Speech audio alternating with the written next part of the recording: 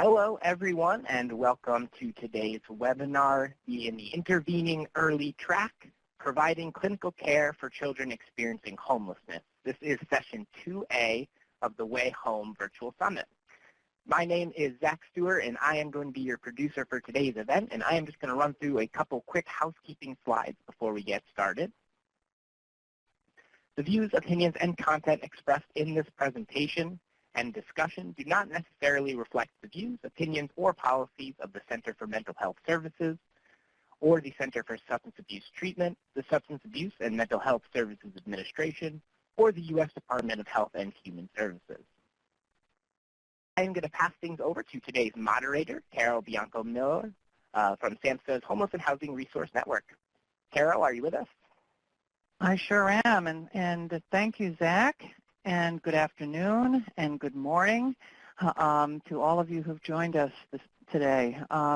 This is the first session in this track, and we're delighted that you've decided to attend. And we want to welcome you and hope that you are able to get from this session what you came here to learn about. And so I'm just going to take a couple of minutes or less than a couple of minutes to just review what we hope that you'll take away from this session. So today our goals are to help you learn how to access when the SSI, SSDI, Outreach, Access, and Recovery, or SOAR, model for children is an appropriate resource to increase access to income and health services for the children that you serve. We'll also hope that you will learn how to create a trauma-informed approach to address children who are experiencing homelessness and to discuss key engagement approaches and treatment implications for children who are experiencing homelessness. Our agenda for today includes two presentations. So we have two presenters and lots of time for questions and answers. So please, please, take the time to pose your questions because I'll be sharing them with our speakers after the session, and we look forward to an active dialogue afterwards. So we'll be moving quickly through our session, but we believe we've left plenty of time for our presenters to share their wisdom, which they have much of.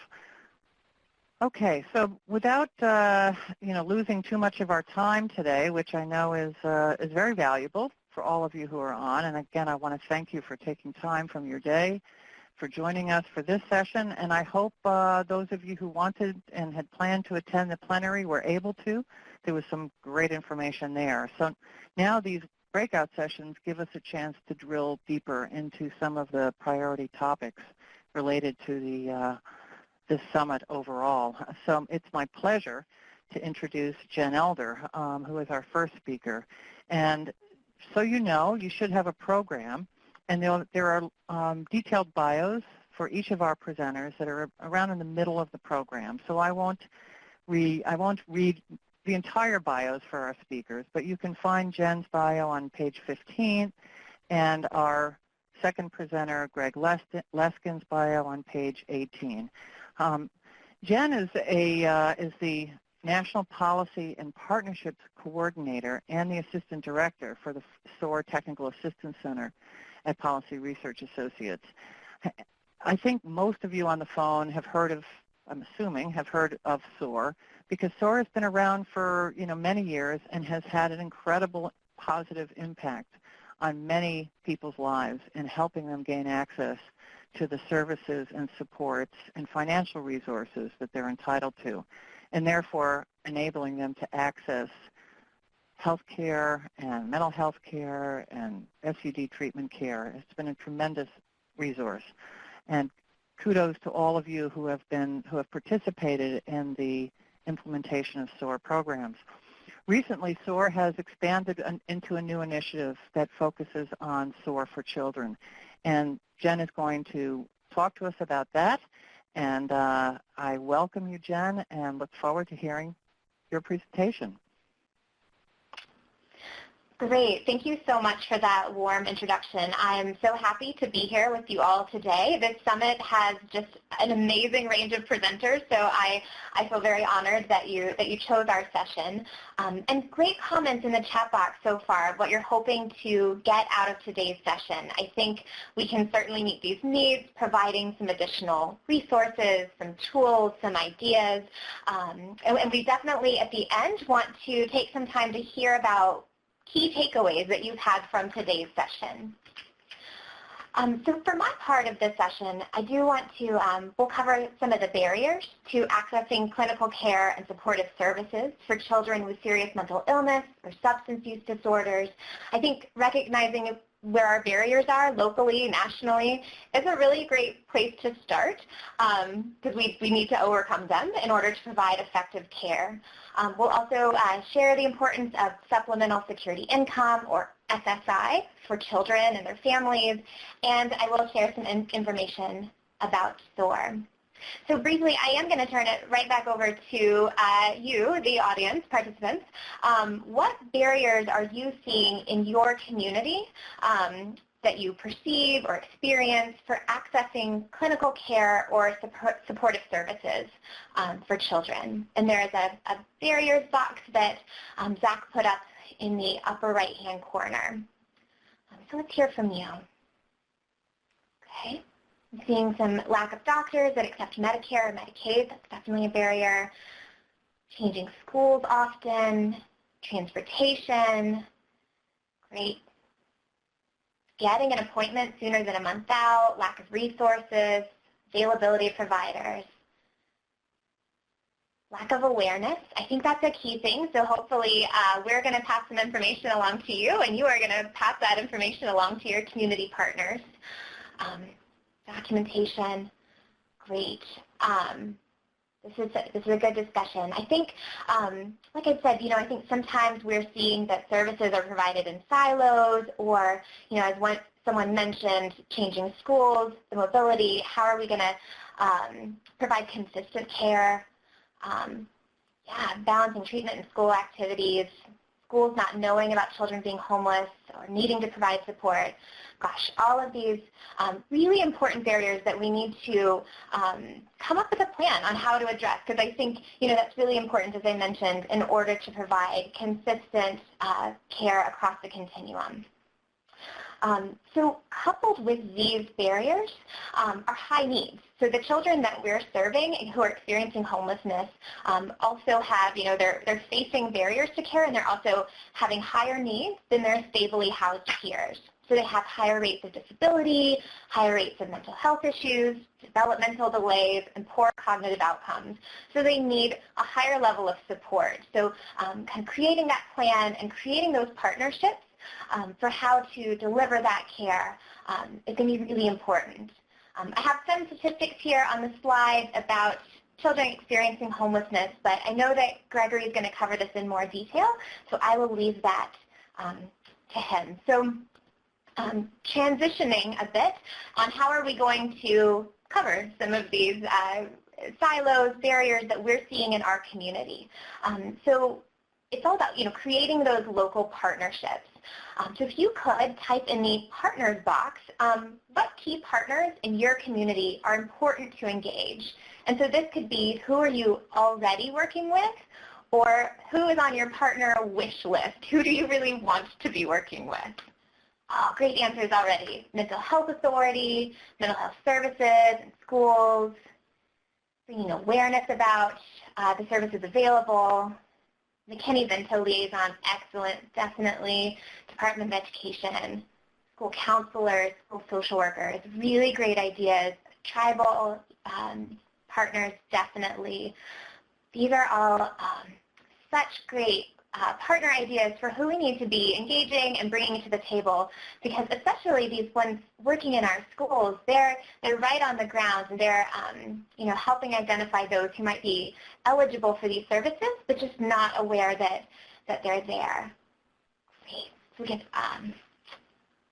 just another second, transition age youth, daycare, respite care, teachers who care about those who they teach, Outstanding. Churches, clinics. Gosh, wonderful, wonderful responses. So if you are seeing partners on this list that you had not thought to partner with before, jot those down. Make sure you're reaching out and making those connections in your community. So some others, I think we really did touch on a lot of these, or you touched on them in the partners box, is a wide range of stakeholders that are important to engage. Family-run organizations can be an invaluable resource to partner with. Families may need support. I do have a link at the end of my section of the presentation to a resource to help connect with family-run organizations.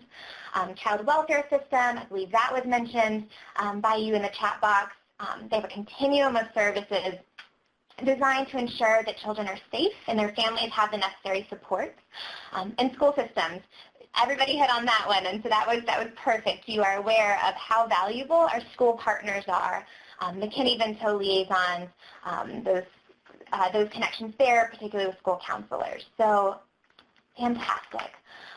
There's also the system of care expansion and sustainability cooperative agreements, or SOC, sometimes it's known.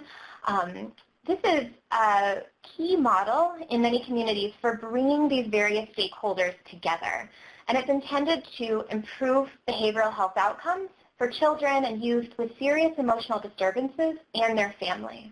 And so I would encourage you to reach out. There's a SAMHSA TA center for this. They can help you find out more information about it to see if maybe you are in a system of care expansion community. Because if you are, that would be a great stakeholder to get engaged with because of their intensive care coordination and engagement with services. And so your organization might be able to offer additional services and be linked in with that network. So then another model that works across systems focuses on connecting children with serious mental illness and co-occurring disorders with Social Security disability benefits. And this is SOAR. As was introduced earlier, SOAR is SSI, SSDI, Outreach, Access, and Recovery. And we're a national model that focuses on providing assistance to individuals who are experiencing or at risk of homelessness and have disabling conditions. Some might have heard of the SOAR for Adults initiative. That's been around since 2005. And then just last year, we launched SOAR for Children. So now we can bring this much-needed resource to the whole continuum across the age span. We are sponsored by SAMHSA, this model, in collaboration with Social Security, and all 50 states and Washington, D.C. currently participate. So I encourage you to just learn a little bit more about SOAR for Children and see if this might be a resource that you could have, a tool in your toolbox for helping the children that you're serving.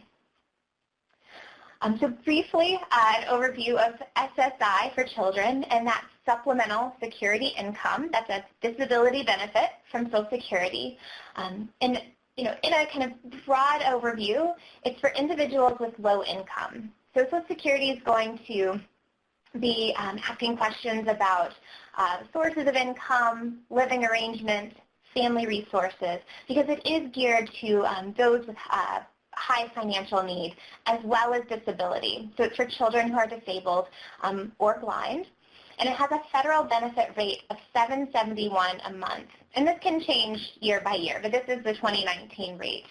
And that extra cash benefit can be so helpful for children and families who are experiencing homelessness.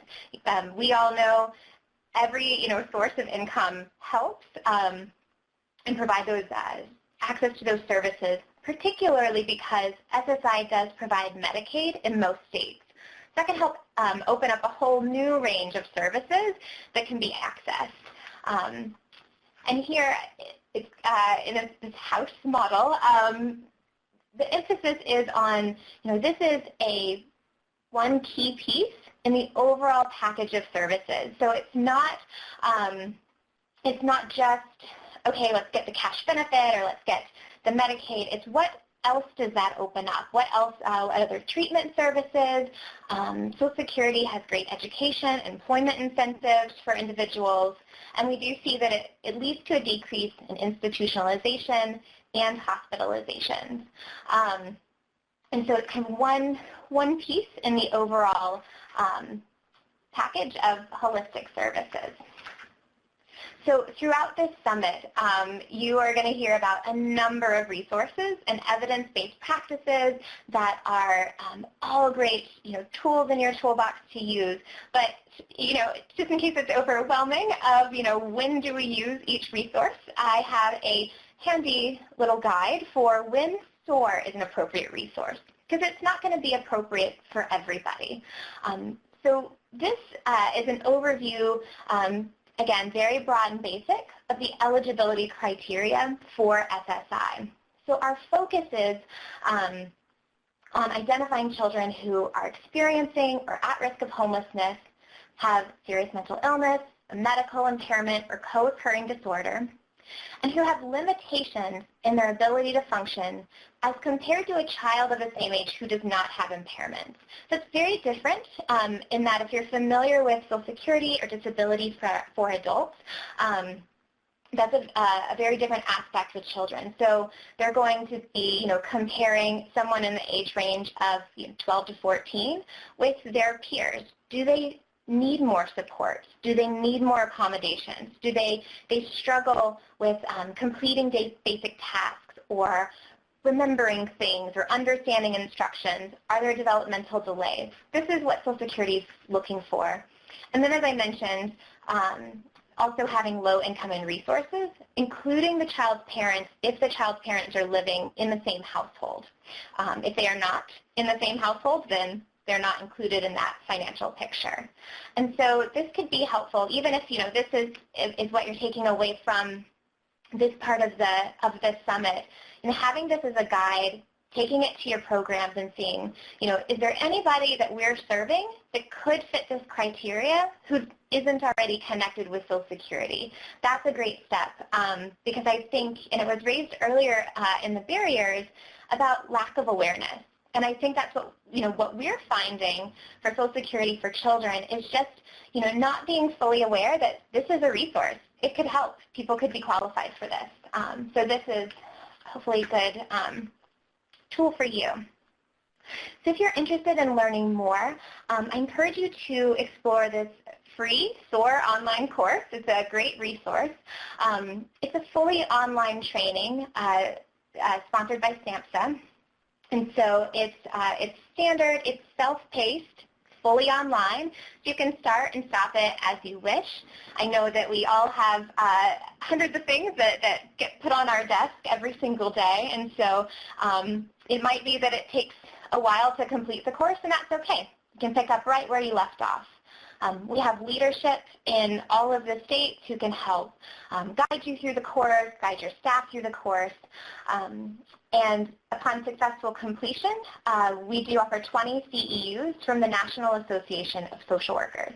And those CEUs, I will say, are well-earned because the SOAR online course entails the completion of a full practice SSI application. So we have one of two fictional child applicants, and you will play the role of a caseworker in going through and assisting someone with SSI. And that can be so helpful for, for all of us, and for staff who are offering these services, because it's a safe place to ask questions, it's a safe place to make mistakes, and really feel empowered to then utilize the model in your community, in your program.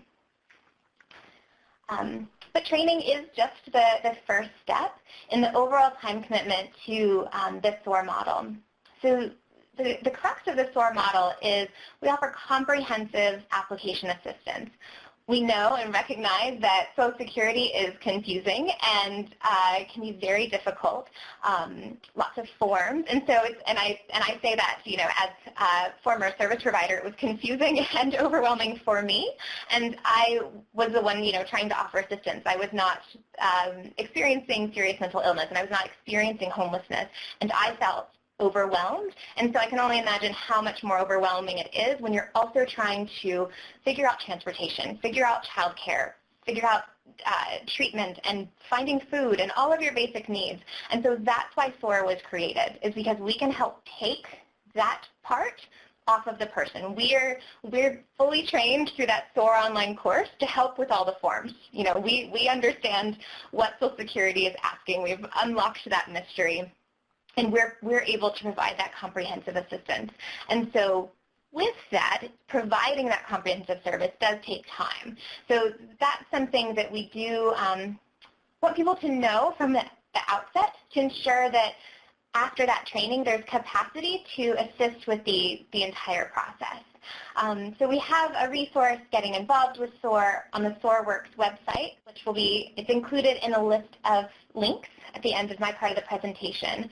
Just talks about, you know, the time commitment to complete each application, what's involved in the SOAR critical components, which is, you know, how to gather that information about the application, tracking outcomes, but really too the overall benefits to the agency and the individuals that you serve. Because if we can help get families this much needed income, that can open up a range of new housing opportunities and other opportunities. So we do hope you'll explore more about the SOAR model. I know this is one of many, many things that you'll learn about in the summit, but this is a quick how to get started with SOAR. You know, you can log on to the course. I had meant to mention, if you're not, you know, in the position where you have the capability to assist with the full application, I do still encourage you to look at the online course, check out just Class 1. It gives a great overview of SSI, of eligibility, and maybe you could use that to become a referral partner or to help gather medical records or just to help, you know, wherever your strength lies, to offer that to the community. And so, again, there's no you know, commitment to complete the course once you register. You can go in and take a look at Class 1 for that. So doing that to learn more about SOAR. And getting in touch with your SAMHSA SOAR Case Center liaison is a great first step as well. Every single state has a national liaison who can help you get in touch with other stakeholders as well. So if you're looking to you know, be introduced to new partners or wanting to know more about how to get involved, they're great people to ask. Then each state also has state SOAR local and state leads that are on our website, and then I mentioned the online course. So here's just a slide with those references, statistics, and then the additional resources that we have, and I believe these slides will be available for you if you'd like to know more. So now I'm going to turn it back over to Carol. Well, thank you so much, Jen. And there are already a number of questions, which we'll get to at the end of Greg's presentation, when we have the opportunity to pose questions to both of you. But that was fascinating, and it's very exciting to expand this SOAR successes to targeting to children and their families. Certainly an area that we can make some great progress, and hopefully as a result of expanding this SOAR program and the services and supports that are available, we can intervene earlier, which is the title of this track, and try to prevent or at least mitigate some long-term negative impacts of the kinds of vulnerabilities that we've been talking about so far. So it's my pleasure to introduce our second speakers this afternoon. Gregory Luskin is the Program Director for the National Child Traumatic Stress Network Military and Veterans Program at the University of California and Duke University's National Center for Child Traumatic Stress. It's a very long title, but as you can imagine, he's got a very big job. Dr. Luskin is a licensed clinical psychologist, and he has worked as a clinical researcher and a director of clinical training with a long-standing focus on PTSD and domestic violence and traumatic stress. And so we're really delighted that Dr. Luskin has joined us today. And with that, I welcome you to start your presentation. Thank you so much, Carol. Hello, everyone. It's really just a great pleasure and privilege to be with you today. My name is Dr. Gregory Luskin, and today I will be focusing on the topic of trauma-informed care as we address issues of homeless youth. I will focus much of my talk on resources that are available through the National Child Traumatic Stress Network, or the NCTSN. So I hope you will have a chance to check out our website, nctsn.org, that provides just a number of terrific resources that you can use for training, or engagement, learning about the topics, as well as a broad range of other topics that your clients may touch on or need related to trauma-informed care. And my talk today is really going to focus on the importance of taking or having a trauma-informed frame, a trauma-informed approach to address and engage children who are experiencing homelessness. So we'll get into some of the finer points there of what is a trauma-informed approach, specifically working with a homeless population, in order to build sort of a really good frame on issues of engagement, engaging youth, engaging homeless families, so that we can help coordinate, we can help create safe environments, we can help support the treatment implications for children who are experiencing homelessness, who need it for issues around mental illness, substance abuse, or as a result of their own traumatic experiences. And as we're going through here, I hope that you will feel free to engage in our public chat, share your experiences around this issue, both from your own perspective about taking a trauma-informed approach to some of these issues around engagement and treatment. So please feel free to join us in the public chat as I present. So we do want to talk about homeless youth and some of the current estimates. This is fairly recent data, but about 40% of people experiencing homelessness in the United States are under 18. So a good number of the homeless are youth, children and youth. 57% of kids experiencing homelessness spend at least one day every month without food. So really getting at the basic needs, trying to think about how do we prioritize, how do we understand the basic needs of kids who are homeless, living on the street or shelters, in their cars, and what their basic needs are. Nearly 50% reported intense conflict or physical harm by a family member as a major contributing factor to their homelessness. So starting to think about a trauma-informed approach does allow us to think about life events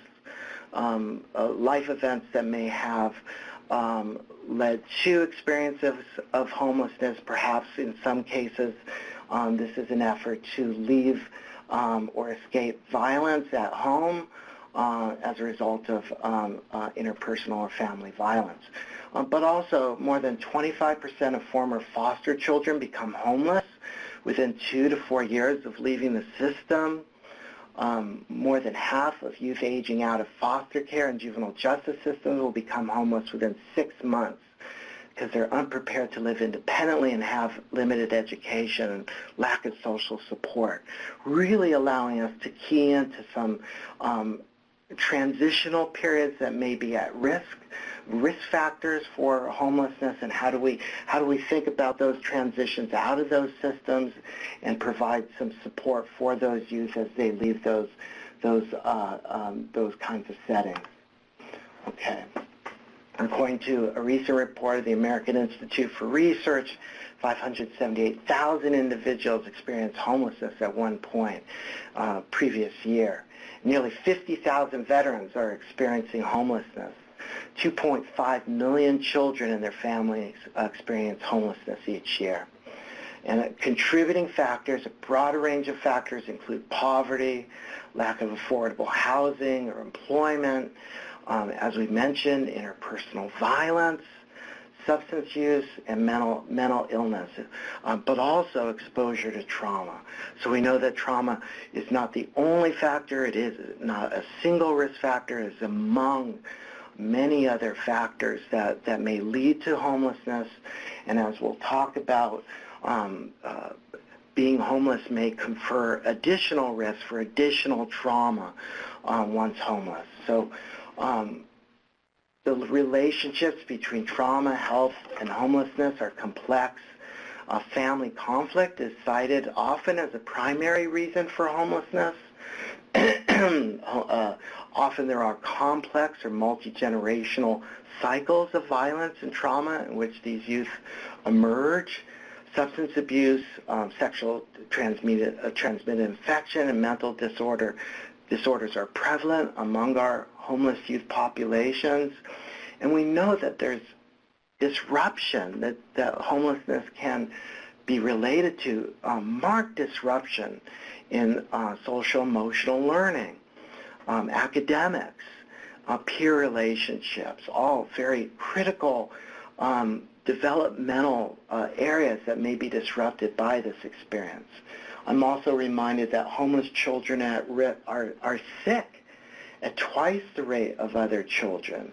They may suffer from ear infections or have higher rates of asthma or gastrointestinal problems. And we also know that a fifth of homeless preschoolers have emotional problems serious enough to require professional care, and a third of them, less than a third of them, may actually receive care. And as we noted, there is an increased risk for violence, sexual abuse, and as I just mentioned, poor health and disease as a result of homeless conditions. And growing up without without stable housing is certainly may confer these additional risks. So what do we know about emotional and mental health of children who are homeless? Well, it may come as no surprise to people in today's audience, but we do see high rates, really high rates of serious mental disorders. So the rates of 19 to 50% of children who are homeless experiencing major depression, other affective disorders, talking about bipolar disorder, those kind of affective disorder, anxiety disorders, do see kind of co-occurring disorders, including substance abuse and serious mental illness presenting. But also, and these need not be single diagnosis. We often see presentation of multiple Axis 1 diagnosis, including post-traumatic stress disorder as a result of exposure both preceding or during homeless conditions, as a result of exposure to violence, interpersonal violence as well. And grief and loss issues are paramount. The definition of homelessness, I believe, sort of confers with it loss, separation, loss of resource, loss of protection, loss of relationships, loss of stability. So loss in interpersonal, but other types of losses sustained by these individuals and their families. A number of different types of traumatic experiences that should be considered include physical assault, both in the home setting as well as on the street or in shelters or in different settings. Child sexual abuse, and I would both put out there to consider those committed by adult as well as peer perpetrators. So thinking about not only adults but also other peers that may be committing these acts of sexual abuse on vulnerable individuals. That there may have been experiences of multiple caregivers, and I do mention here peer-on-peer violence, as well as witness to family and community violence in their lives. These experiences are often repeated traumas over time rather than single occurrences. And trauma that is perpetrated by a caregiver is often thought of as kind of an interpersonal one, but also one that may confer a sense of betrayal by someone who there's perhaps an expectation of protection or a hope for a social contract that provides that kind of protective shield. And when the trauma is due to violence from that caregiver, we can think of that as a type of betrayal that can often result in real challenges related to trust. So what we're thinking about is how those consequences of those traumas and really the meaning made from those traumas, including loss of trust, loss of a sense of safety, other kinds of issues related to escape, avoidance into homelessness, use of drugs, use of sex, different avenues that the individual risks that the individual may take both for survival as well as escape. Or avoidance may confer greater risk. But also, and this is kind of the turn here, understanding the impact of trauma, the background in these individuals' lives, allows us some key and critical information that allows us to connect. I believe that every encounter that you and I, providers, health providers, shelter staff, mental health staff, doctors, nurses, social workers have with these youth is a critical encounter that allows us an opportunity to connect, to find out needs, to be able to think sensitively about the background and the immediate needs and safety. And it's an opportunity to help and correct and find a path forward that leads to greater recovery, wellness, resilience, and protection for these most vulnerable youth and individuals. There are a number of barriers to care. Why, you know, and based on our understanding of trauma, I think can allow us to understand really the mighty challenge to sustained engagement with homeless youth, the enormous stress and pressures associated with survival, few resources to manage their own stress, really, you know, being able to allow some opportunities to share in a protected setting, in a safe setting, or learn about emotional regulation. These are very difficult when one is under conditions of constant stress or survival. Also, competing with alcohol and drugs, which are readily available and may provide immediate relief. But also certainly do not allow for actually resolution of some of these traumatic experiences, but actually kind of perpetrate the sustainment of these symptoms.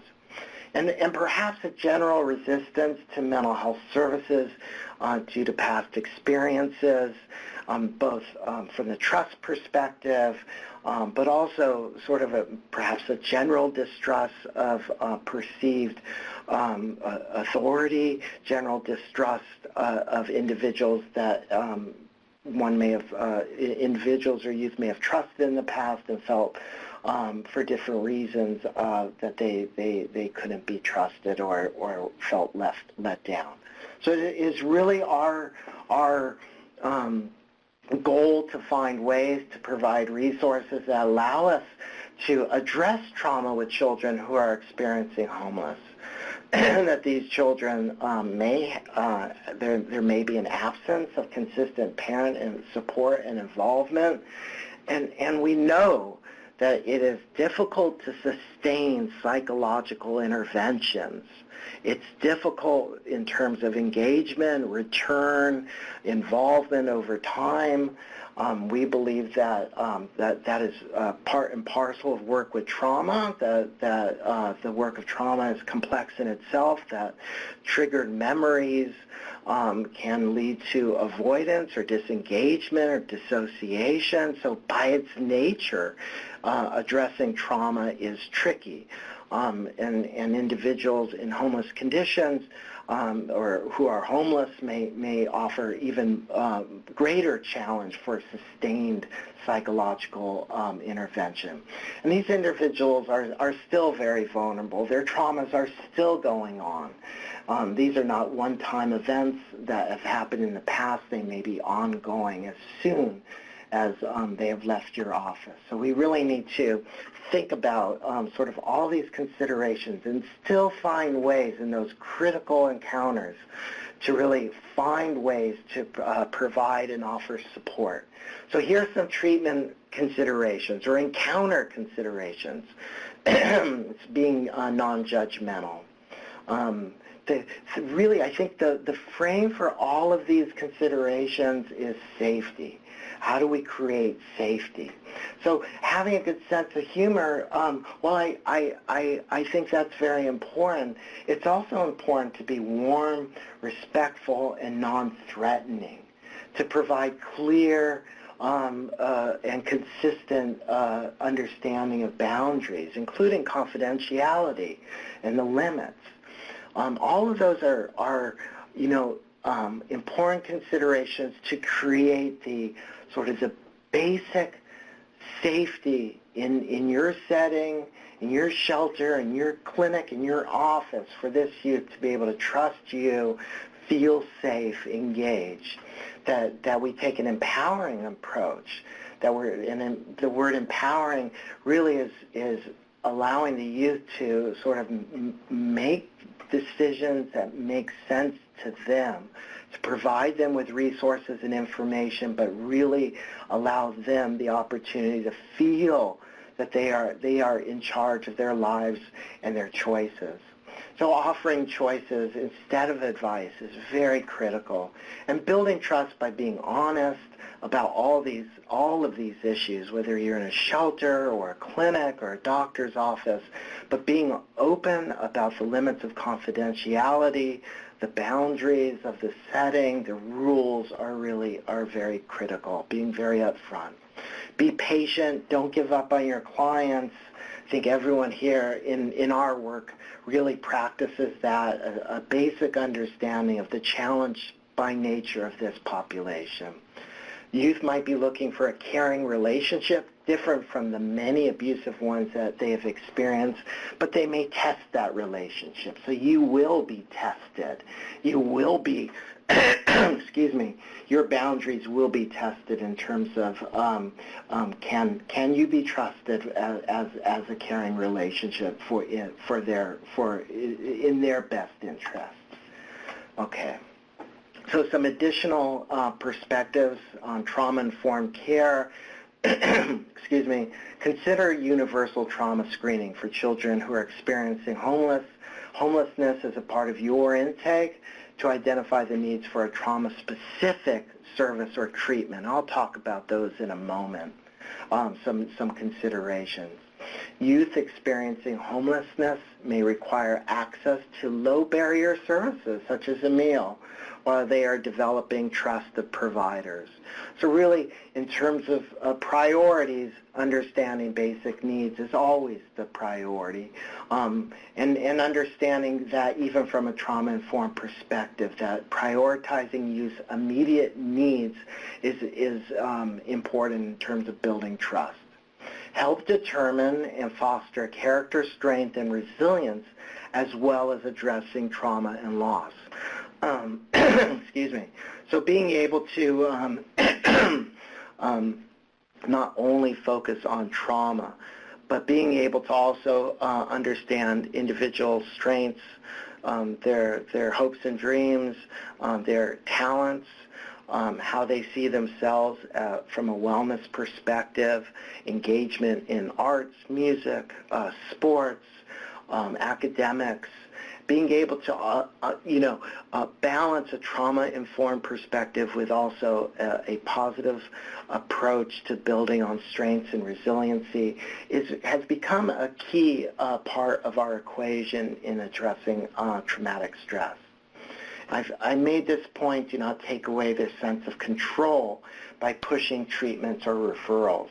But you can provide resources, you can provide justification, you can provide evidence for why engagement in services may result in a greater sense of well-being, a reduction in distress, and so on. So we don't want to force these interventions. We really do want to help guide and provide justifications and engage in those choices.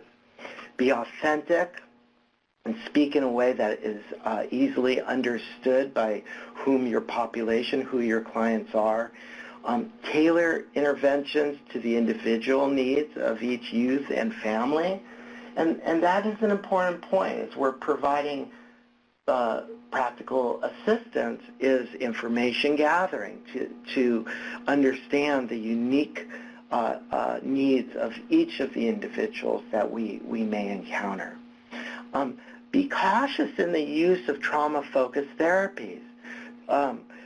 Trauma-focused therapies might be better suited for those who have achieved more stability due to the presence, for example, of comorbid substance use, lack of support and supervision, and the needs of basic safety. We don't want to directly address painful traumatic experiences that trigger for those events. If we don't have really a stable place, supervision, some monitoring, follow-up for this youth. So use trauma-focused approaches with guidelines for understanding how these youth might respond. We want to support them and not necessarily trigger them emotionally in a way that would lead to greater uses of drugs, for example. Ask youth about their sleeping situation. Where are they sleeping that night? Where they slept the night before? The willingness of youth experiencing homelessness to open up to a provider, and I write mental health, but it could be any staff, is often correlated to how safe they feel when leaving the office. So anticipating where they might go, providing assistance, providing referral, connection, safety are all parts of this formula of engagement. Engagement and sustainment in interventions is challenging but not impossible. Change might take place in slow pace with small steps, some forward, some backward. Let's all appreciate that. It's important for all of us to practice self-care, wellness, to avoid frustration or feeling discouraged. This is no longer just sort of a secondary piece of advice. In trauma work, this has become a priority for all of us to do reflective work on our own self-care and wellness. And a harm reduction model can offer a good intermediate solution for those youth where trauma work is not necessarily the immediate referral. There's a number of evidence-based practices, and these are some of those major components: creating trust, healing relationships, addressing safety, grief and loss, and connecting for support. And there are a number of very good evidence-based practices that can be utilized: seeking safety, structured psychotherapy for adolescents who've experienced chronic stress or sparks, and attachment, self-regulation, and skill competencies, or the ARC framework.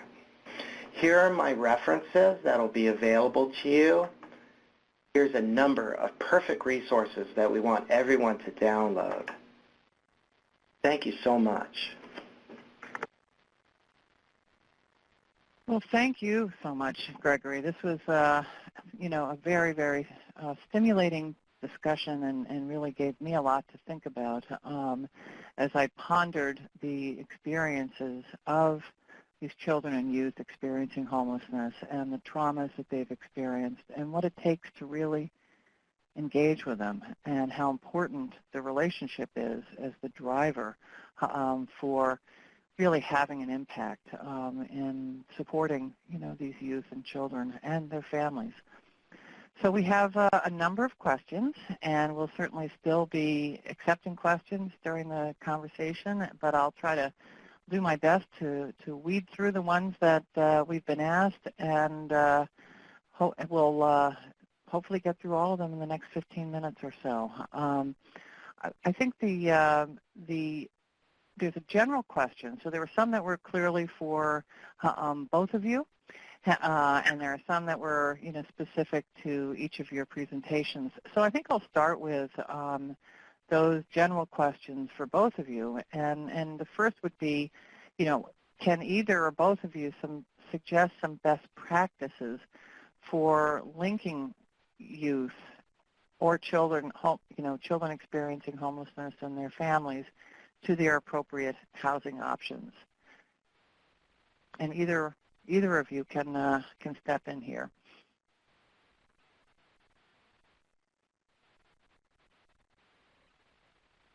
Well, this is Jen. Jen, would you like? Yeah. Yes, sir. I'll kick it off. So it sounds like that was a very specifically to housing. I know that we talk a lot about connections to income and other mainstream benefits. I think, in a broad brushstroke to all of these resources, it's really consistently making accurate information available in as many places as you can. And that's why I talked a bit in my section about, getting the word out to community partners, because I think sometimes in systems through, not intentionally, but it's very siloed where someone is the keeper of the information, but another agency or organization doesn't quite know what's available in terms of housing. They may not have accurate information about benefits or who's eligible. And so as families interact with a variety of systems, they're getting mixed messages. And so trying to come up with a community-wide consistent message where everybody's on the same page, what housing options are available, who qualifies them, what's the most efficient way to access that. And same thing with mainstream benefits, too. Thank you. Gregory, you started to step in there. Thank you. I just also wanted to mention, I think that connection is important, connection, and as I mentioned earlier, empowerment, choice, all of those are really critical components of the dynamic of making a housing choice. Understanding the needs, listening to the needs, prioritizing the needs. I would also add peer support, so identifying others or a buddy or someone, a connection into that housing system may help with the transition. So being able to find and offer a peer navigator or someone who can represent sort of a successful transition into a housing situation. Someone who has walked in those shoes can also help the individual youth to make that choice, make that decision, and have that mapped out in a way. Thank you. I think in another sort of general question has to do with what's your perceptions in terms of the characteristics of youth?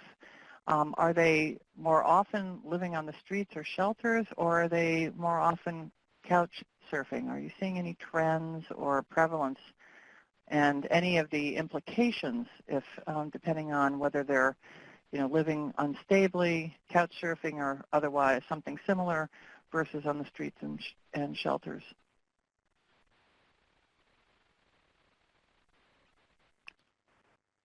And Greg, maybe you could take a first stab if at that if you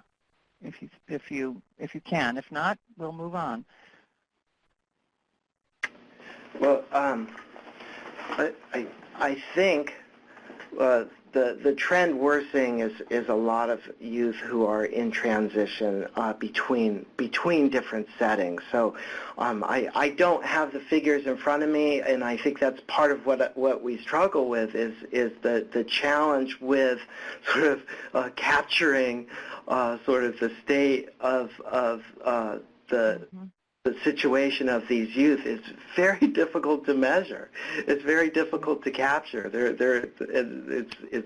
It's almost one of the sort of key understandings of this work is how difficult some of these issues are to measure and to capture.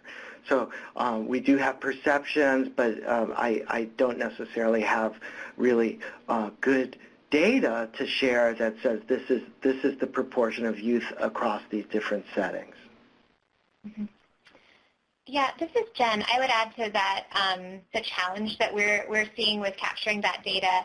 A couple of bright spots in terms of capturing more effective data is the voices of youth count. So a lot of point-in-time counts are incorporating better measures of youth homelessness, and I would encourage you to, if you haven't seen Chapin Hall's resources, I can type the name of that into the chat box, but it's a research center that's putting out some really interesting research about, again, general trends that we're seeing with youth experiencing homelessness. Well, thank you. That sounds like a great resource. We had a number of responses actually in the chat box related to what some of our participants are observing. So that's great to also hear from them. I think we had an interesting question early on in the I think during your presentation, Jen, but I think it would be appropriately directed to both of you. And that is what ideas and resources are available for educating employers and landlords about the specific traumas and complications that come with experiencing homelessness. And I think this is sort of gets at, again, that while we are talking about effective clinical approaches and accessing clinical services, you've both also, spoken to the importance of stability in, housing and income and all of those, survival areas that are so important for engaging and sustaining. So obviously employers and landlords are the entry points for addressing that in many cases, especially for those who are not yet receiving any kind of income supports.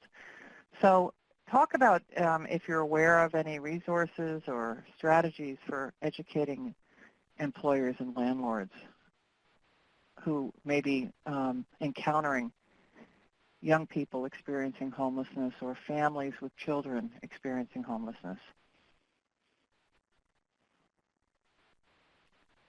This is Jen. I guess I'll start by saying I know that there are some great best practices out there and some communities who are doing some great work in landlord engagement and employer engagement. I don't have any of those at hand, but it's something that we can look into, or the U.S. Interagency Council on Homelessness is a great repository of resources.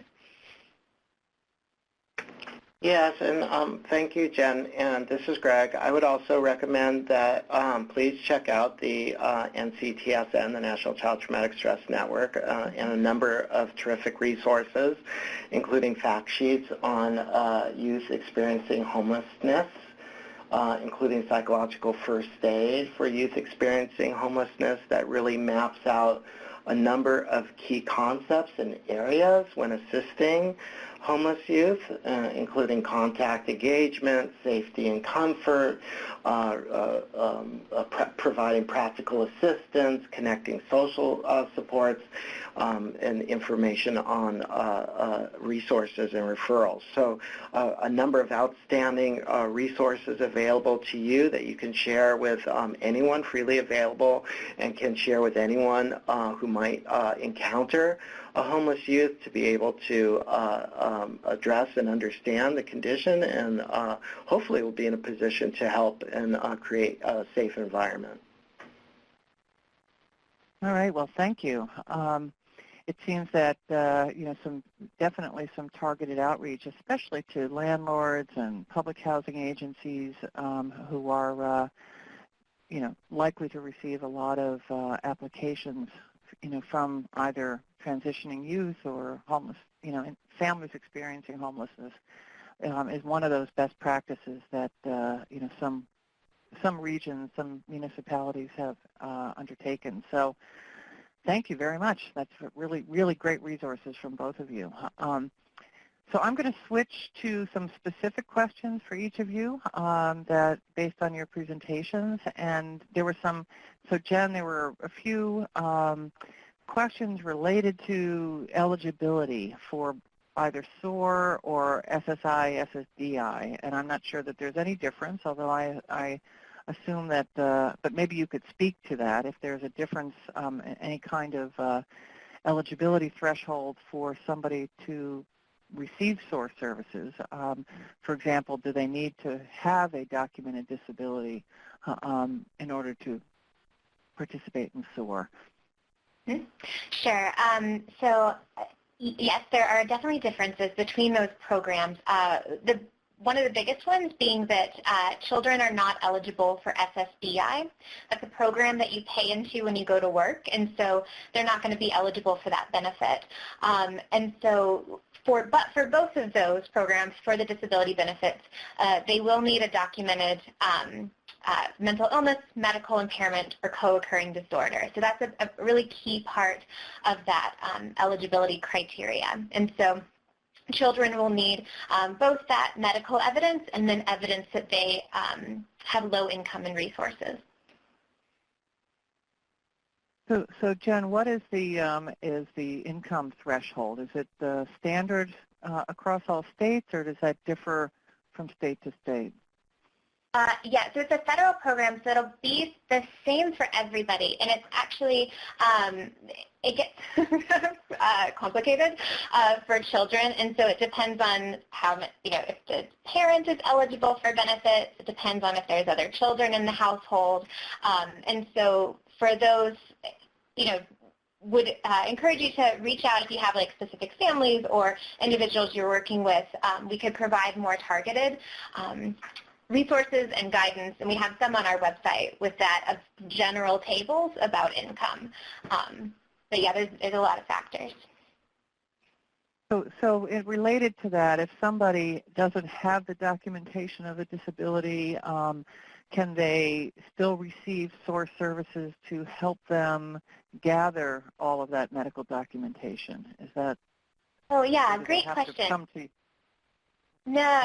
So most of our SOAR programs, I would hope all, would help the individual access that medical documentation. It might be helping gather records of a clinic they've seen, could be in a different location, maybe arranging for a psychiatric examination or medical examination, but we try to take a really proactive approach so someone doesn't need to show up with all the documents at once. Okay, great. Thank you. I think Margie is going to post, one of our team members is going to post some information. We had a question about which states do and do not do their SSI program include automatic eligibility for Medicaid. So we'll post that. In fact, she's already done it. post that answer or at least a link to where that answer can be obtained. So I think for Greg, there were some questions about screening. Right. Are you, and are you really related to? Are you, both the method that you're using? Are you using ACEs as a universal screening tool? Is the first one, and wondering if you could speak to the screening process, both the tool that you use and the method and the context. Are you screening children and families individually, if they are presenting as family members, or are they, or are you only doing the screening for individual use? So there's, 3 components to this screening question. Well, great question. I really do appreciate it. First of all, the NCTSN offers a number of well-validated screening, trauma-based screening approaches.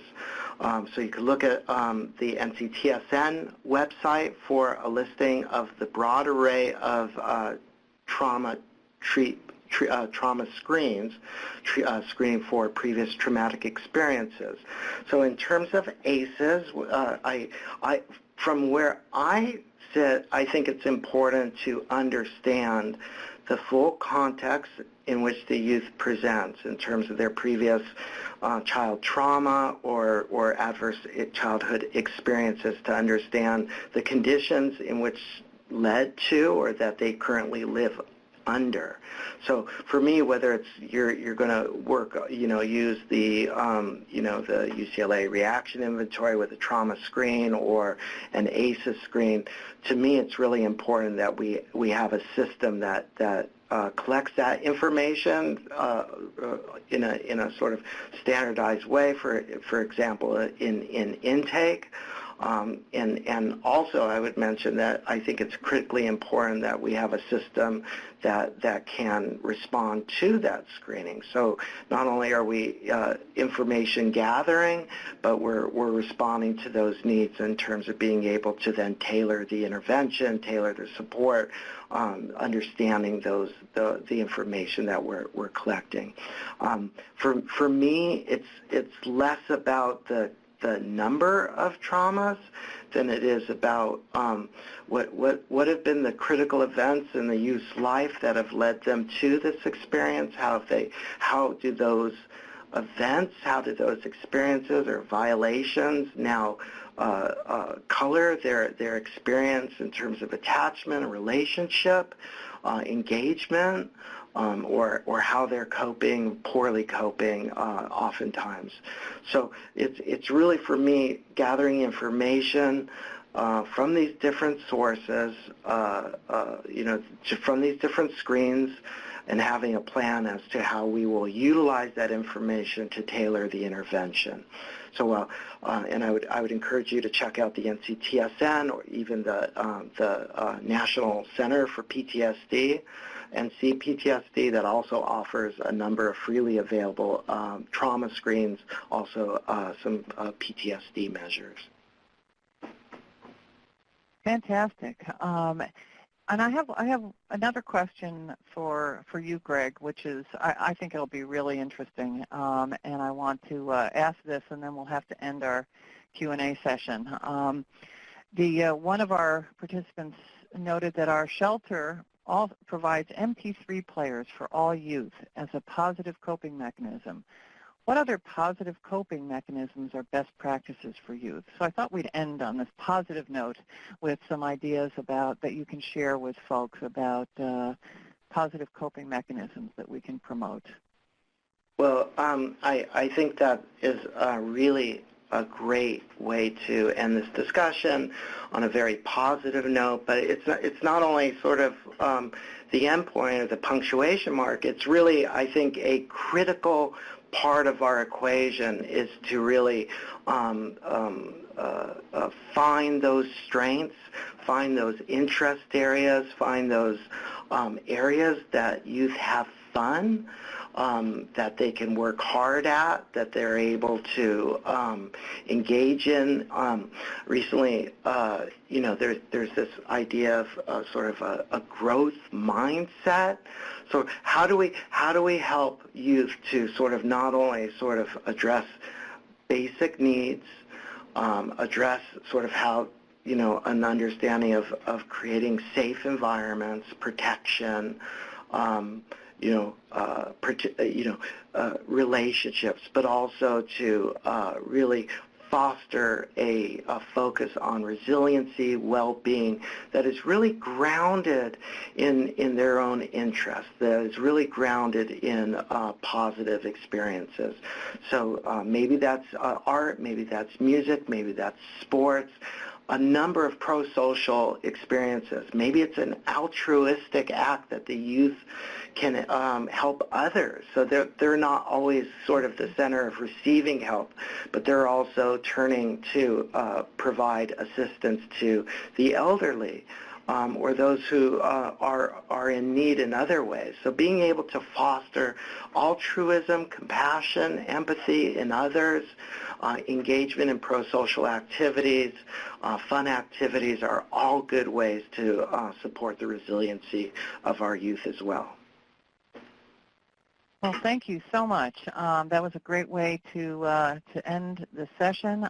We only have 2 minutes before a hard stop, so I'd ask you to quickly type in the chat box and tell us what's a strategy or technique that you learned today that hopefully you'll implement in your work. And then finally, we have, here's our presenter contact information, which you'll receive in the slide deck that you will receive following this session. I also encourage you, if you have some follow-up questions, HHRN does offer technical assistance, and so if you have an interest in receiving TA or want to know more about the TA that we offer, please email us at this email address here. And again, thank you to SAMHSA, who has sponsored this and who is really going out on a limb, doing a lot to address the impact of substance abuse and mental illness in our communities. Thank you to our presenters who've done just a fabulous job, and thank you for our very actively engaged participants. So thank you very much for your attention and your participation, and we're just so delighted that you've chosen to spend some time with us today.